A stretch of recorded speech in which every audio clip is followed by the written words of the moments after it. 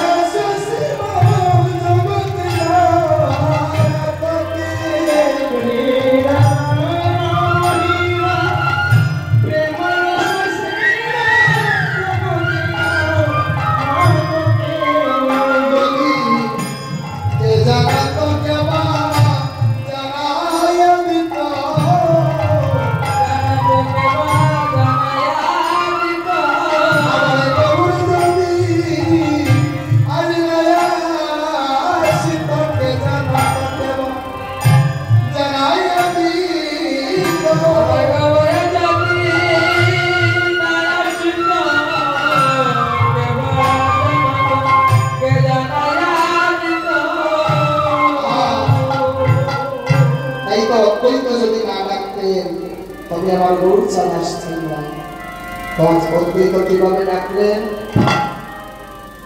আমরা সুবল দিবস কীর্তনী সে সুবল দিবস মহাজনের পদে প্রবেশ করছি। শ্রী মহাপ্রভুর জন্মের প্রায় 56 বৎসর পূর্বে, মহাপ্রভু জন্ম নেওয়ার প্রায় 56 বৎসর পূর্বে জন্ম নিলেন এক আচার্য পুরুষ। কোথায় জন্ম নিলেন? সেই শ্রীহট্ট জেলা লাউর পরগনা পনাতীর্থ গ্রাম। শ্রীহট্ট জেলার নাম শুনেছেন? হ্যাঁ, চেনেন আপনারা শ্রীহট্ট? সেই নামটা শুনেছেন বাবারা কোনোদিন? অবশ্যই শুনে থাকবেন। এটা বর্তমান বাংলাদেশ। তখন ভারত বাংলা শরীর ছিল। আজ থেকে প্রায় 540 বছর পূর্বে 1486 শতাব্দ 19শে ফেব্রুয়ারি, আজ থেকে প্রায় 540 বছর পূর্বের কথা। সেই ফাল্গুনের পূর্ণিমা তিথি নক্ষত্র ফাল্গুনী চন্দ্রগ্রহণ যোগে কলির প্রথম সন্ধ্যায় অবতীর্ণ হয়েছেন গৌরচাঁদ। আর তারও প্রায় 600 বছর পূর্বে, প্রায় 600 বছর পূর্বে এই ধরাধামে অবতীর্ণ হয়েছেন শ্রীহট্ট জেলা, বর্তমান যেটা সিলেট বা সুনামগঞ্জ এবং মৌলভীবাজারে যে ভাগ করে দেওয়া হয়েছে। তখন একত্রিত শ্রীহট্ট জেলার লাউর পরগনা একটা গ্রাম ছিল পনাতীর্থ। এটা পনাতীর্থ হওয়ার কারণ একটা বিশেষ কারণ আছে, কেন এই গ্রামের নাম পনাতীর্থ হল। শ্রীমৎ অদ্বৈত আচার্য নাভা দেবীর গর্ভ থেকে আর কুবের পণ্ডিতের উগ্রসে জন্ম নিয়েছেন। তার পিতার নাম কুবের পণ্ডিত, মায়ের নাম নাভা দেবী। যখন শিশু জন্ম নিয়েছেন, জন্ম নেবার পর পিতা ধ্যানস্থ হয়ে শিশুর নাম রাখলেন কমলাক্ষ ভট্টাচার্য। শ্রী কমলাক্ষ ভট্টাচার্য অর্থাৎ কমলাক্ষ, তিনি দিনে দিনে পৃথিবীর আলোয় বড় হয়ে পরবর্তীতে তার বিশদ লীলা আছে। এই যে অদ্বৈত আচার্য, সে যে সেই নয়, যে কেউ নয় মা, তার পূর্ব জন্মে তিনি কে ছিলেন? অদ্বৈত আচার্য পূর্ব জন্মে ছিলেন দেবাদিদেব মহাদেব। বলছেন বৈষ্ণবানাম শম্ভু, বৈষ্ণব শ্রেষ্ঠ, বৈষ্ণব শিরোমণি দেবাদিদেব মহাদেব। তিনি এই জগতে অদ্বৈত আচার্য হয়ে এসেছেন। বলছেন এই যে আমরা অনেক সময় পাখির কীর্তনে নরোত্তম দাস ঠাকুরের রচিত কবি গাই না, জয় জয় যশোদার সচি সুত গৌর চন্দ্র, জয় জয় যশোদার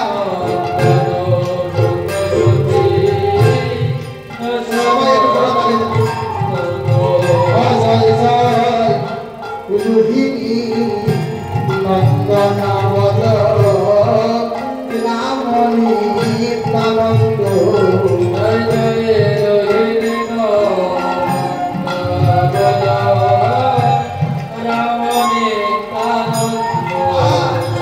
সেই সচিসুত গৌর হরি যশোদানন্দ আর নিত্যানন্দ হলেন রোহিণী রোহিণী নন্দন বাবা। আর এই অদ্বৈত আচার্যকে অজয় জয় মহাবিষ্ণু অবতার শ্রী অদ্বৈত চন্দ্র জয় জয় মহাবিষ্ণু অবতার শ্রী অদ্বৈত চন্দ্র। অজয় জয় মহাবিষ্ণু অবতার শ্রী অদ্বৈত চন্দ্র। জয় মহাবিষ্ণু শ্রী অদ্বৈত চন্দ্র। এই যে মহাবিষ্ণুর অবতার শ্রী অদ্বৈত চন্দ্র, মহাবিষ্ণু হলেন দেবাদেবী মহাদেব, আজ অদ্বৈত হয়ে এসেছেন। আর এসে যখন কলির কলুষতা দর্শন করছেন, শাস্ত্র অধ্যয়ন করবার জন্য,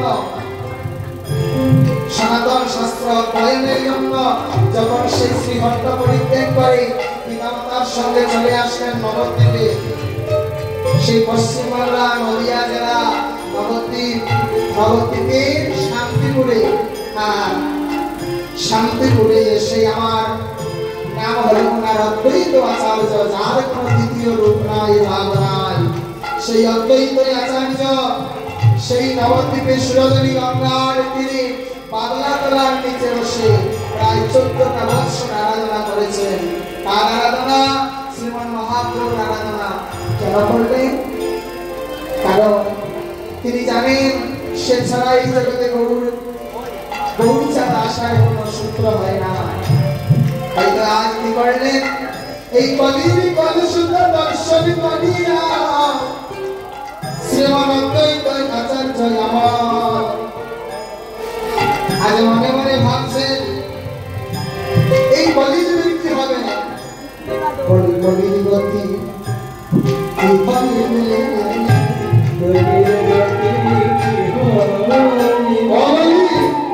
এই জীবের গতি কি হয়? জীবের গতি কি হয়? এই হরি নাম নামে ডালে জীবের গতি কি হয়? হরে নাম নামে জীবের গতি কি হয়? কি করছেন? কলির কলুষতা দর্শন করে মনে মনে ভয় পাচ্ছেন। আর অদ্বৈতের এই মনের ভাবটা মহাজনকে সুন্দর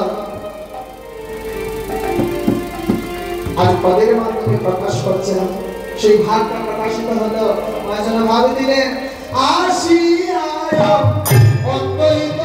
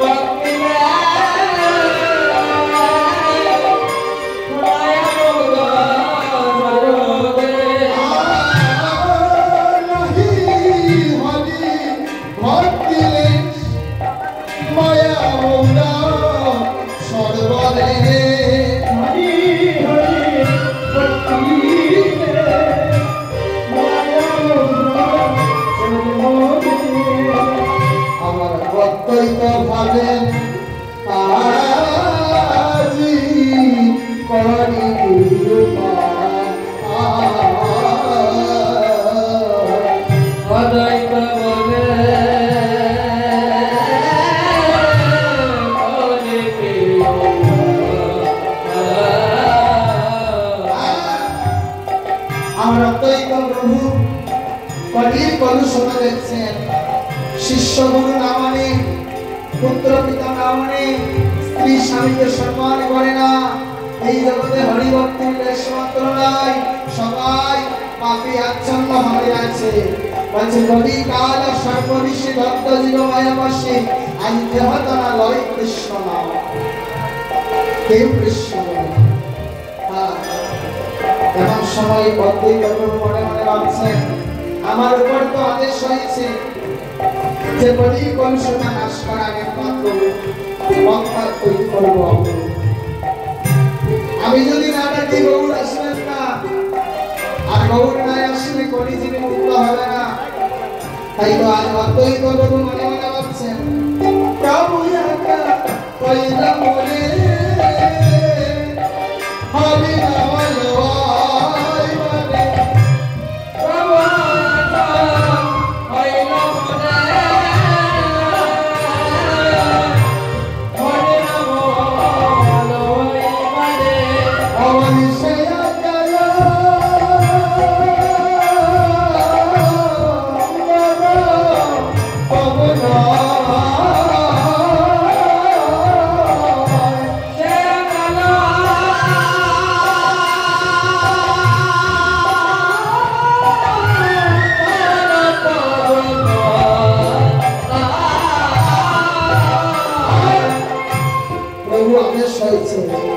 প্রভুর আদেশ তো ফেলা যায় না।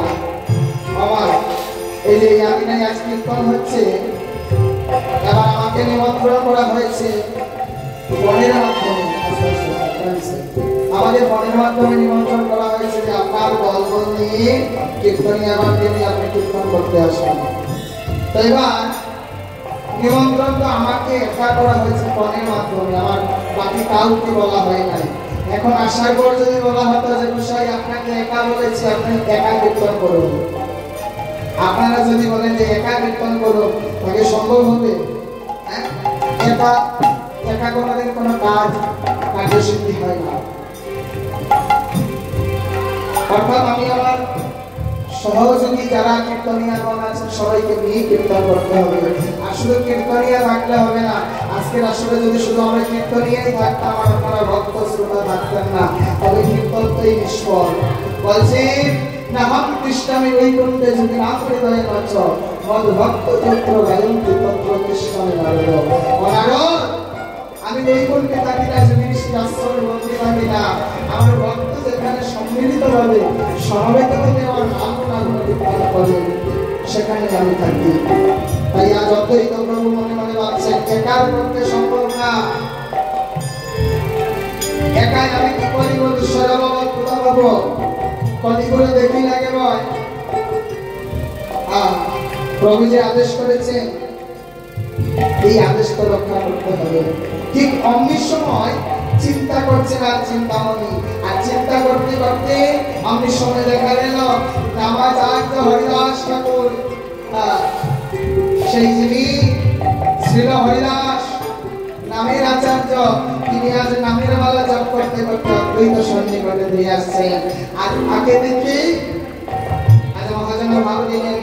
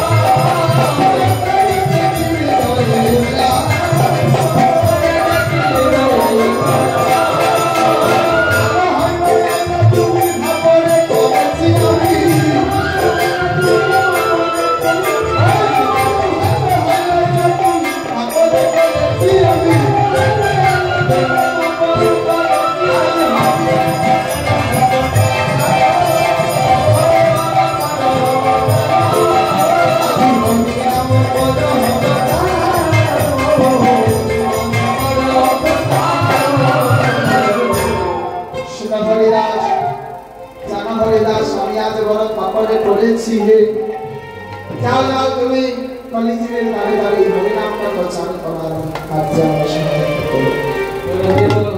তখন হরিদাস, সেই হরিদাস যিনি সেই সুমিত মিশ্র সুমিত ঠাকুরের ঔরসে গৌরী দেবীর গর্ভ থেকে জন্ম নিয়েছিলেন ব্রাহ্মণ বলে, কিন্তু শিশুকালে পিতামাতাকে হারিয়ে হাবিবুল্লাহর গৃহে লালিত পালিত হয়েছিলেন ইসলাম ধর্ম গ্রহণ করে। তাই তাকে বলা হয়েছিল মুসলমানের ছেলে হারেস। আর সেই ইসলাম ধর্ম অবলম্বন করে যিনি হরিনাম করতেন, আর সেই নামের গুণে অদ্বৈত প্রভু যাকে হারেস থেকে হরিদাস করেছেন, সেই হরিদাস আর অদ্বৈত প্রভুর কাছে বলছে, প্রভু তুমি যদি কৃপা না করতে সেদিন আমি পুনর্জন্ম পেতাম না, আর আজ বলছো আমি গিয়ে হরিনাম দেব, প্রভু আমার মধ্যে সৌভাগ্য হয় না।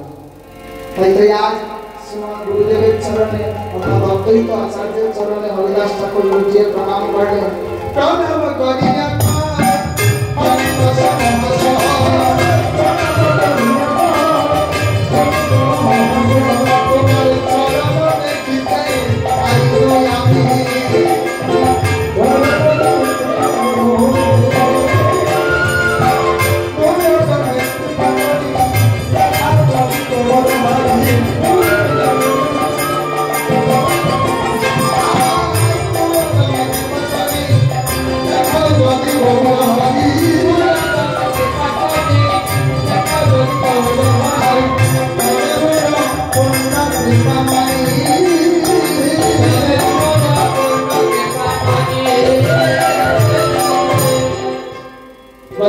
চরণে প্রণাম জানিয়ে বলছেন, তুমি আমায় কৃপা করে গৌরী যদি না দেখাও তবে আমার জীবন ধন্য হয় না।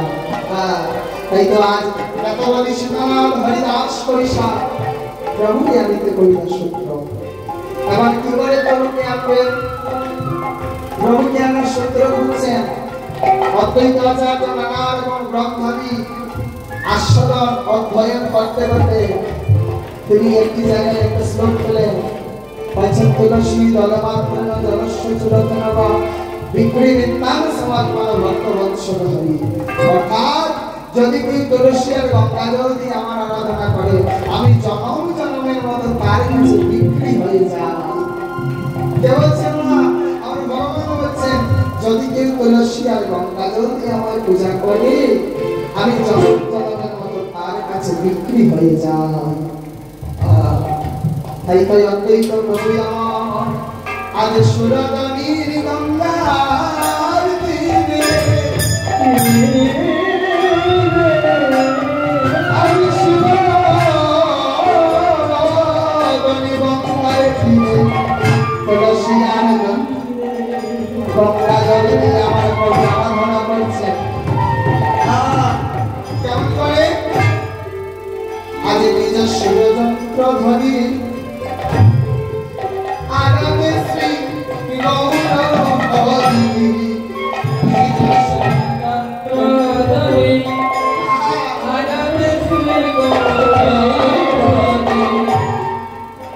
অদ্বৈত বলে আইসব জনা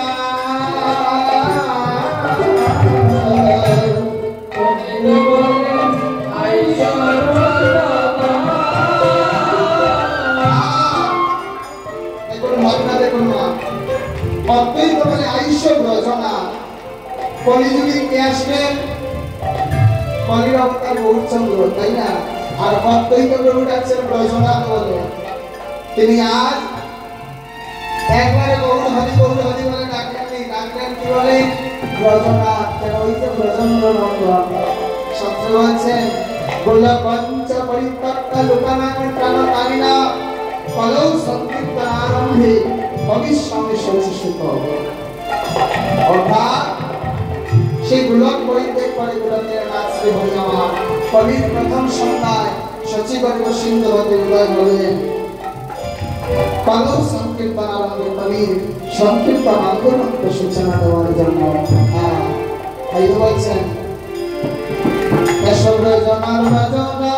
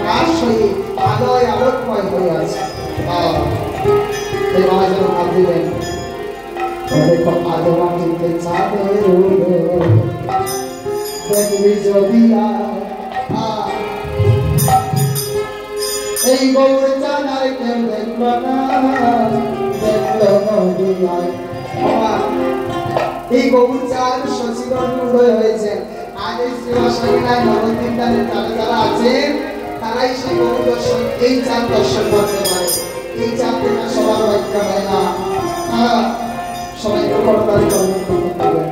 আজ মাটিতে থাকে হৃদয় জানি জড়িয়া কোন কালা